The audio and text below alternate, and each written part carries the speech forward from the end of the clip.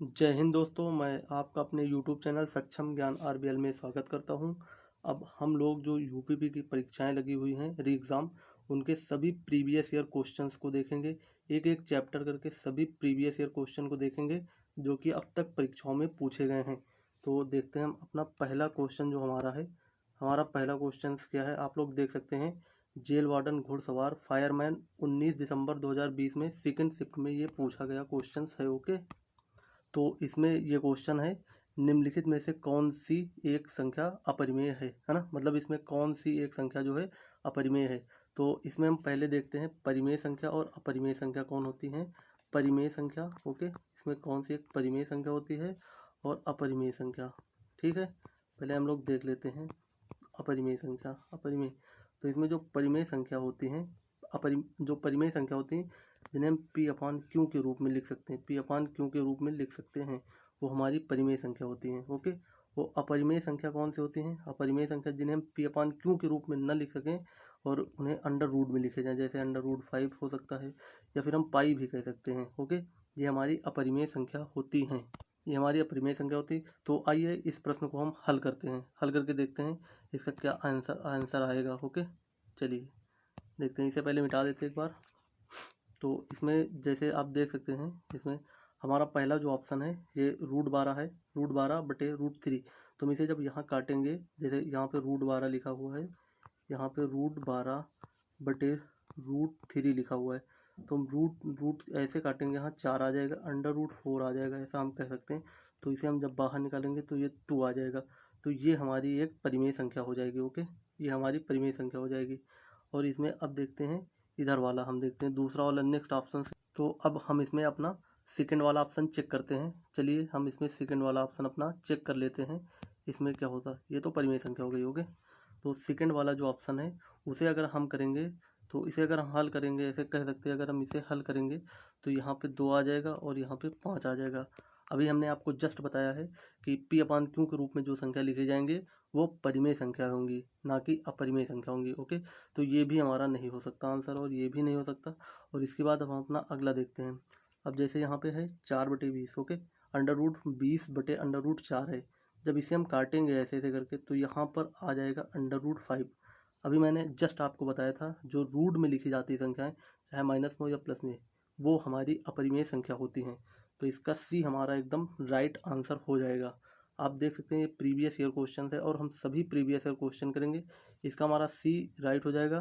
तो अगर आप कहें तो चलिए हम देख लेते हैं, डी नंबर भी देख लेते हैं, इसका क्या आंसर होगा। अगर हम इसे हल करेंगे तो ये ऐसे जाएगा, 7 से अगर हम काटेंगे इसे, 7×9 = 63 और 7×4 = 28। ओके, ये रूट में रहेंगे। ठीक है, जब हम इन्हें बाहर निकालेंगे तो ये 3/2 हो जाएंगे, 3/2।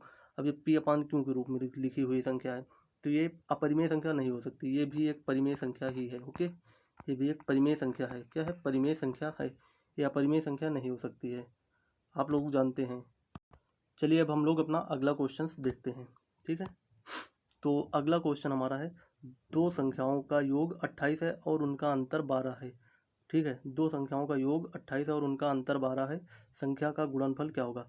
आप लोग देख सकते हैं ये क्वेश्चन हमारे उत्तर प्रदेश कांस्टेबल 15 दिसंबर 2013 सेकेंड शिफ्ट में पूछा गया है। ये प्रश्न भी एक पूछा गया प्रश्न है। चलिए हम इसका आंसर देखते हैं। जो लिखा हुआ, क्या लिखा, क्वेश्चन आप 2 बार रीड कर सकते हैं। दो संख्याओं का योग, दो संख्याओं का योग मतलब कि ए प्लस बी हमें कितना दिया हुआ है, ए+b हमें 28 दिया हुआ है। ठीक है, उसके बाद उनका अंतर 12 है, मतलब ए माइनस बी कितना दिया हुआ है, 12 दिया हुआ। ओके, तो हम इसे एक बार जोड़ के देखते हैं। तो हम जब इसे यहाँ पे ऐड करेंगे, यहाँ पे हम ऐड करेंगे इसे, तो ये हमारा, ये वाला हमारा जुड़ जाएगा और ये कट जाएगा। ओके, तो 2a बराबर हमारा क्या आ जाएगा, 28 में 12 ऐड करेंगे तो 40 हो जाएगा। ओके, 40 हो जाएगा, ये 2a बराबर आएगा। तो a बराबर हमारा 20 आ गया, मतलब a बराबर हमारा 20 आ गया। ओके, अब यहाँ से हम निकाल लेते हैं, a बराबर 20 आ गया, यहाँ से हम b का मान भी निकाल लेते हैं। अब हम यहाँ से अपने b का मान भी निकाल लेते हैं, इसमें समीकरण 1 में रख के। ठीक है, तो यहाँ पे जब रखेंगे हम a का मान, तो यहाँ b बराबर हमारा क्या आ जाएगा, 28 - 20। तो यहाँ b बराबर हमारा जो बचेगा, b बराबर बचेगा वो हमारा आ जाएगा 8। हो गए, तो यहाँ पे हम कर सकते हैं a × b बराबर 20 × 8। 20 गुणे 8, तो ये बराबर में कितना आ जाएगा, 20 अट्ठे 160 हो जाएगा। ओके 160, तो 160 हमारे किस ऑप्शन में, ऑप्शन नंबर सी में है। इसका option number C right answer होगा। ओके चलिए अब हम लोग अपना अगला क्वेश्चन देखते हैं। तो अगला क्वेश्चन हमारा 3 है। ये क्वेश्चन ये भी पूछा हुआ प्रश्न है, आप देख सकते हैं।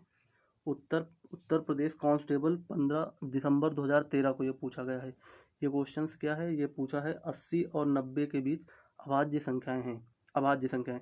तो पहले हम देख लेते हैं एक बार भाज्य संख्याएं और अभाज्य संख्याएं होती क्या हैं। ओके तो भाज्य संख्याएं और अभाज्य संख्याएं। तो भाज्य संख्याएं वो होती हैं जो एक या स्वयं, तो इसमें हम देखते हैं भाज्य संख्याएं। भाज्य संख्याएं क्या होती है, भाज्य संख्या जो एक या स्वयं के अतिरिक्त अन्य किसी से भी विभाजित हो जाएं, वो हमारी भाज्य संख्या कहलाती हैं। और अभाज्य संख्याएं कौन सी होती हैं, अभाज्य संख्याएं जो एक या स्वयं से ही विभाजित हों, किसी अन्य से विभाजित न हो, वो हमारी अभाज्य संख्याएं कहलाती हैं। तो चलिए हम लोग इसे देखते हैं, इसमें कौन सी भाज्य संख्या और कौन सी अभाज्य संख्या हैं। ओके तो अगर जैसे हम डायरेक्ट एक बार गिन के लिख सकते हैं, यदि आपको कोई दिक्कत है तो हम गिन के भी लिख सकते हैं।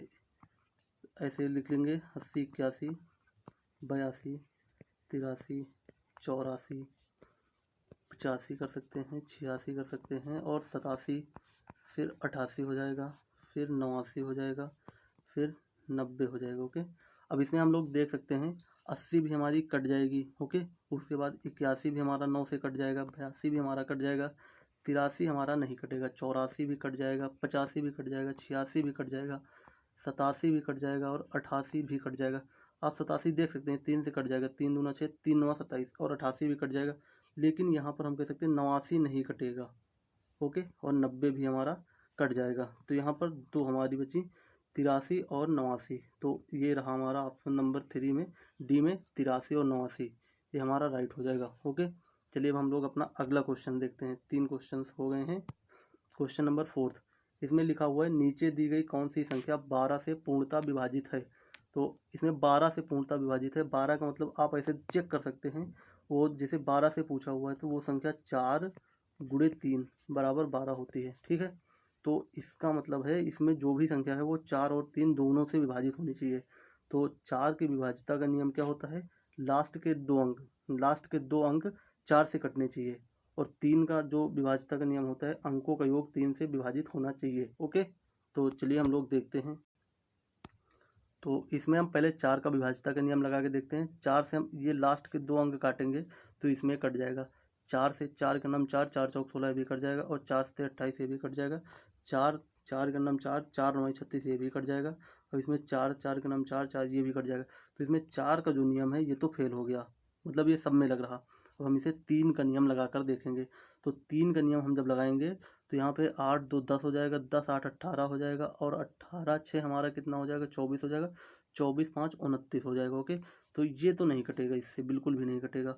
उसके बाद हम ये वाला देखते हैं, अपना सी नंबर देख लेते हैं। तो इसमें 4 3 7 हो जाएगा और 7 7 14 हो जाएगा और 14 6 इसमें जोड़ेंगे तो 14 6 कितना हो जाएगा, 14 6 हमारा 20 हो जाएगा, 20 9 29, ये भी नहीं कटने वाला। उसके बाद हम ये देखते हैं डी नंबर। तो इसमें हो जाएगा 7 5 12 हो जाएगा, 12 2 14 हो जाएगा, 14 2 16 हो जाएगा, 16 8 हमारा 24 हो जाएगा। कितना हो जाएगा, 24 24 3 से कट रहा है, तीनों अठे 24। इसका मतलब कि अब इसमें हमें कुछ चेक करना ही नहीं है, इसका डायरेक्ट आंसर हमारा डी हो जाएगा। आप लोग देख सकते हैं ये भी उत्तर प्रदेश कांस्टेबल 24 अक्टूबर 2018 फर्स्ट शिफ्ट में पूछा गया प्रश्न है। ओके आप लोग देख सकते हैं। चलिए हम अब लोग अपना अगला क्वेश्चन देखते हैं। क्वेश्चन नंबर हमारा है 5। ओके 5 में क्या पूछा हुआ है, निम्नलिखित में से कौन सा विकल्प भाज्य संख्या नहीं है। आप लोग देख सकते हैं ये हमारा उत्तर प्रदेश कांस्टेबल 19 जून 2018 सेकेंड शिफ्ट को पूछा गया प्रश्न है। चलिए हम लोग, जो कि पूछा हुआ है उत्तर प्रदेश कांस्टेबल 19 जून 2018 सेकेंड शिफ्ट को। तो चलिए हम इसे देखते हैं। भाज्य संख्या, अभी मैंने जस्ट आपको बताया था भाज्य और अभाज्य संख्याएं क्या होती हैं। भाज्य संख्याएं जो स्वयं या किसी अन्य संख्या से विभाजित होती हैं तो भाज्य संख्याएं होती हैं। अभाज्य संख्याएं जो किसी अन्य संख्या से विभाजित ना हो, सिर्फ स्वयं से विभाजित हो। तो इसमें पूछा हुआ भाज्य संख्या नहीं है, मतलब पूछा हुआ है कौन सी हमारी एक अभाज्य संख्या है। क्या है, अभाज्य संख्या पूछा हुआ है इसमें, ठीक है। तो चलिए हम लोग देखते हैं। अगर हम इसके 13 की बात इसकी बात करेंगे तो ये 17 से कट जाएगा, 17 या 133 कट जाएगा, ओके। उसके बाद हम इसे काटेंगे तो ये भी 13 से कट जाएगा। काट के देख लीजिए आप लोग, 13 चौको 52, 13 का नम 13, ये भी कट जाएगा। और अगर हम इसकी बात करेंगे तो ये भी हमारा कट जाएगा, ओके। लेकिन ये जो संख्या है ये हमारी किसी से भी नहीं कटेगी, ये हमारी किसी से भी नहीं कटेगी। तो ये अगर देखेंगे तो ये 17 से कट जाएगा, 17 चौको 68 जाएगा, 17 नौ या 133 हो जाएगा। ये हमारी किसी से नहीं कटेगी, मतलब 433 जो है ये स्वयं एक से ही भाग हो सकती है, और या स्वयं से या फिर एक से, किसी और संख्या से नहीं। तो इसका हमारा जो आंसर है बी एकदम राइट हो जाएगा, ये हमारी अभाज्य संख्या है। चलिए अब हम लोग अपना अगला देखते हैं प्रश्न। प्रश्न नंबर 6 है, इसमें पूछा हुआ निम्न में से कौन सी संख्या जो है अभाज्य संख्या नहीं है। अभाज्य संख्या नहीं है मतलब इसमें भाज्य संख्या पूछा है। कौन सी एक संख्या भाज्य है। भाज्य मतलब आपको अभी मैंने बताया था भाज्य अभाज्य संख्या में डिफरेंस क्या होता है।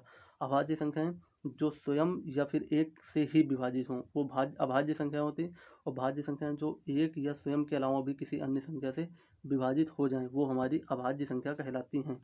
तो इसे अगर हम देखेंगे तो पहला ऑप्शन हम चेक करते हैं, यहाँ पर लिखा हुआ है 1001 लिखा हुआ, ओके। अगर हम इसे काटेंगे 11 से, अगर हम इसे काटेंगे 11 तो 11 9 99, 11 का नाम 11, मतलब ये डायरेक्ट कट गया।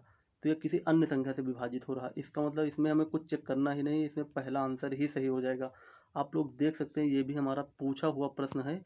ये पूछा हुआ उत्तर प्रदेश कांस्टेबल 19 जून 2018 फर्स्ट शिफ्ट में पूछा हुआ प्रश्न है। चलिए अब हम लोग अपना अगला क्वेश्चन देखते हैं। प्रश्न नंबर 7 है हमारा, आप लोग देख सकते हैं प्रश्न नंबर 7 है हमारा। यहाँ पर आप लोग देखेंगे तो प्रश्न नंबर जो 7 है हमारा, यहाँ पर आप देख सकते हैं हमारा प्रश्न नंबर 7 है, इसमें क्या पूछा हुआ है। एक 5 अंकों की संख्या है, जैसे आप देख सकते हैं 247x8, ये 44 से विभाजित होती है। कौन सा अंक x को प्रतिस्थापित कर सकता है, मतलब ये 44 से विभाजित होगी तो यहाँ पर कौन सा अंक आ सकता है, ऐसा पूछा हुआ है। तो 44 से विभाजित होने के लिए आपको पता हम डायरेक्ट 44 से विभाजित नहीं कर सकते हैं, बहुत समय लगेगा। तो इसलिए हम उसे तोड़ के लिख सकते हैं, 11 गुणे 4 लिख सकते हैं, ओके। तो अगर हम 11 गुणे 4 लिखते हैं तो इसमें 4 का जो नियम होता है, लास्ट के 2 अंक 4 से विभाजित होने चाहिए। अगर हम यहाँ पे 2 रखेंगे तो 4 से 28 हो जाएगा, अगर 4 रखेंगे तब भी कट जाएगा, 2 भी कट जाएगा, 4 भी कट जाएगा, तब भी कट जाएगा। तो इसलिए 2 में लग रहा नियम, तो हम 4 से नहीं चेक करेंगे, हम लोग 11 से इसे चेक करेंगे। इसे हम लोग 11 के नियम से चेक करेंगे। तो आइए देखते हैं हम 11 के नियम से चेक करके। यहाँ पे लिखा है 247 और यहाँ पे x का स्थान छोड़ दिया और 8, ओके। तो जो 11 का नियम होता है उसे हम अभी बताते हैं आपको। तो 7 2 9 हो जाएगा और 9 में 8 जोड़ेंगे तो 17 हो जाएगा, ओके। क्या होगा, 17 होगा। 17 माइनस 4 है, अगर हम यहाँ पे कितना रख दें, 4 है, अगर हम यहाँ पे 2 रख दें, क्या रख दें, 2 रख दें, तो 4 2 6 हो जाएगा। 6 अगर माइनस कर देंगे तो यहाँ पे बराबर में हमारा 11 आ जाएगा, 11 आ जाएगा, इसलिए ये 11 से विभाजित हो जाएगा। तो यहाँ पे हमने क्या रखा, 2 रखा है, इसका मतलब ऑप्शन जो हमारा बी है ये हमारा राइट हो जाएगा और ये सही हो जाएगा, ओके। चलिए अब हम लोग अपना अगला देखते हैं प्रश्न नंबर 8 जो है, 13 से विभाजित होने वाली सबसे छोटी 3 अंकी संख्या को 16 से विभाजित किया गया है, शेष फल ज्ञात कीजिए। तो 13 से विभाजित, तो पहले हम 3 अंक की सबसे छोटी संख्या ले लेते हैं। 3 अंक की सबसे छोटी संख्या हमारी 100 हो जाएगी, ओके।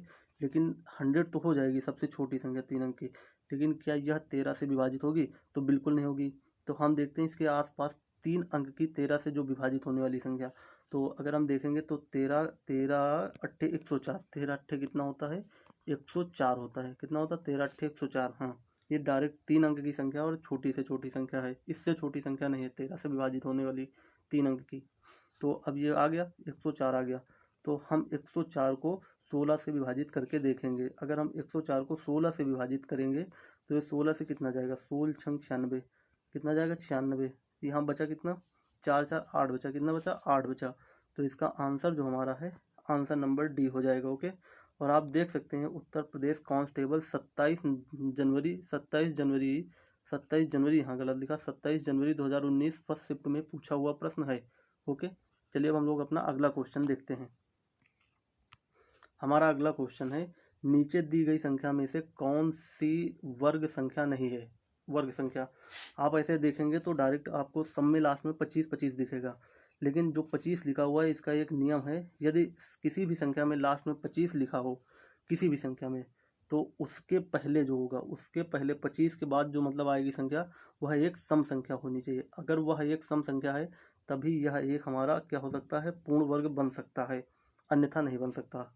तो हम देखेंगे यहाँ पर भी हमारी सम संख्या है, देखो यहाँ पर भी हमारी सम संख्या है, यहाँ पर भी हमारी सम संख्या है, लेकिन यहाँ पे नहीं, यहाँ पे 5 है। देखो जब यहाँ पे हम देखेंगे तो यहाँ पे 5 है हमारा, इसलिए ये हमारी सम संख्या नहीं बन सकती है।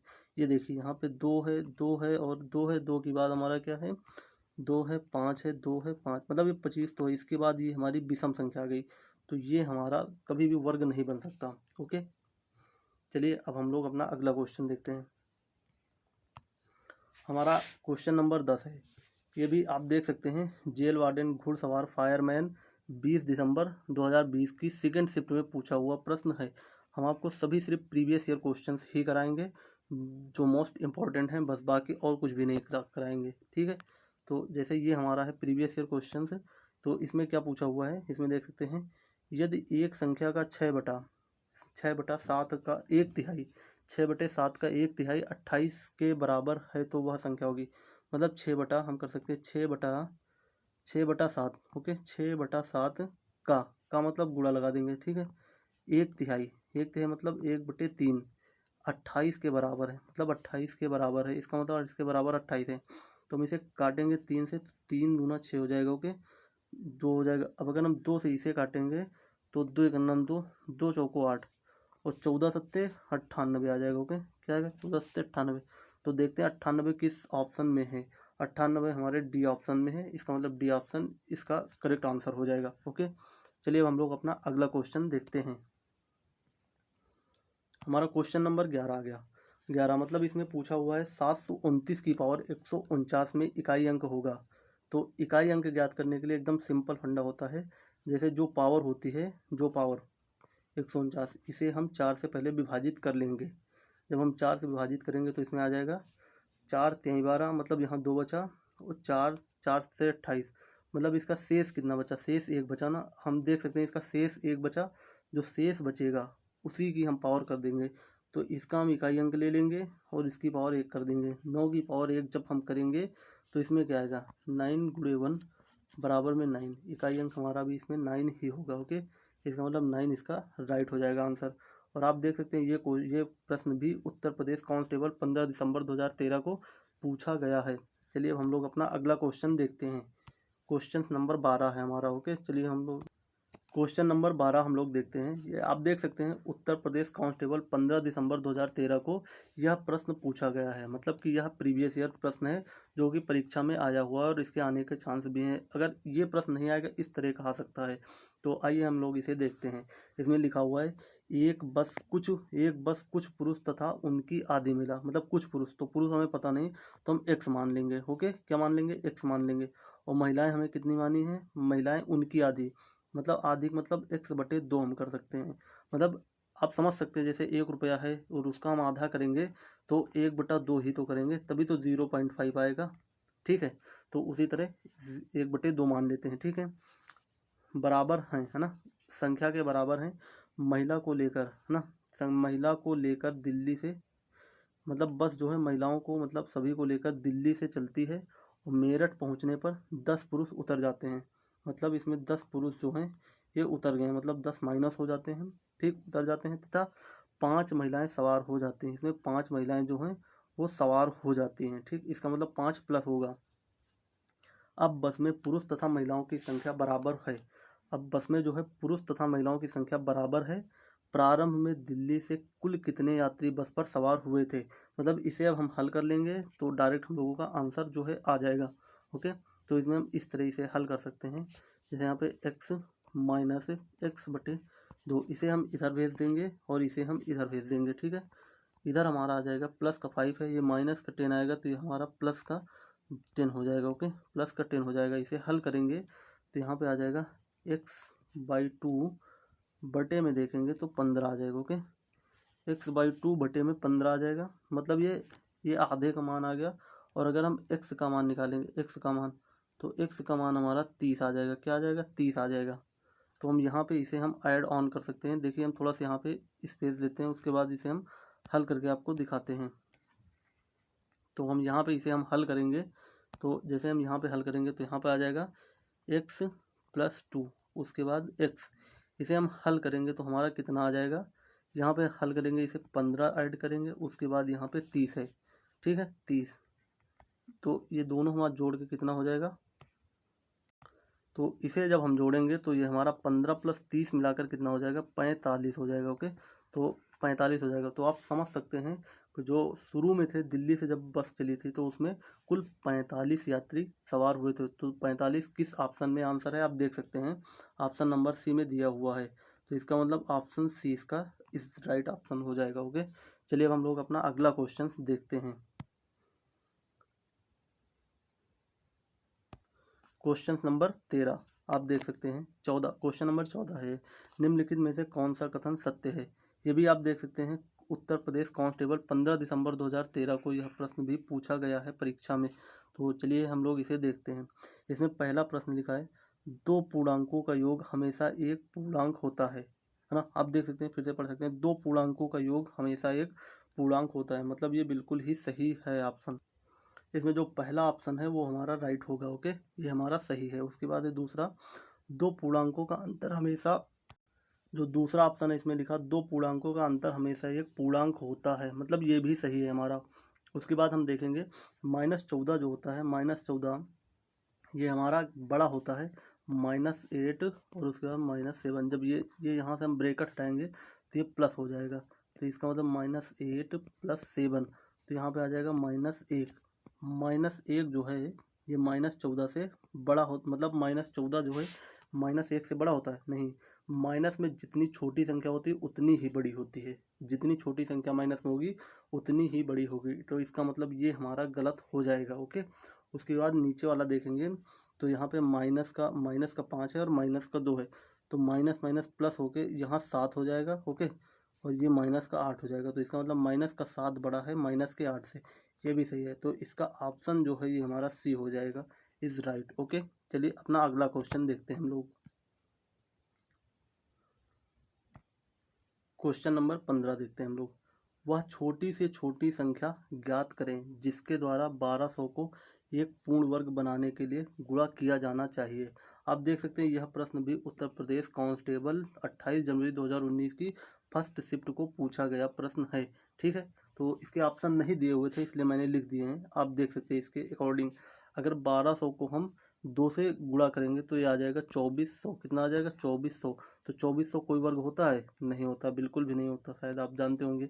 उसके बाद 1200 को हम 3 से गुणा करेंगे तो 12 3 36 होता, कितना 3600 होता, 3600 होता है। आप बताइए। उसके बाद 12 को हम 4 से करेंगे, 12 चौक 48 होता, 4800 होता किसी का, बिल्कुल नहीं होता। अगर हम 12 को 5 से करेंगे तो 12 पंचे 60 हो जाएगा, क्या होगा 60 हो जाएगा। तो क्या 6000 होता है किसी का, बिल्कुल नहीं। मतलब 3600 होता है वर्ग, क्या होता है 3600 एक पूर्ण वर्ग होता है। तो हमें 1200 को 3 से गुणा करना पड़ेगा। ठीक है, कितने से, 3 से गुणा करेंगे तब 12 3 3600 आ जाएगा हमारा ऑप्शन। ठीक है, चलिए अपना अगला क्वेश्चन देखते हैं हम लोग।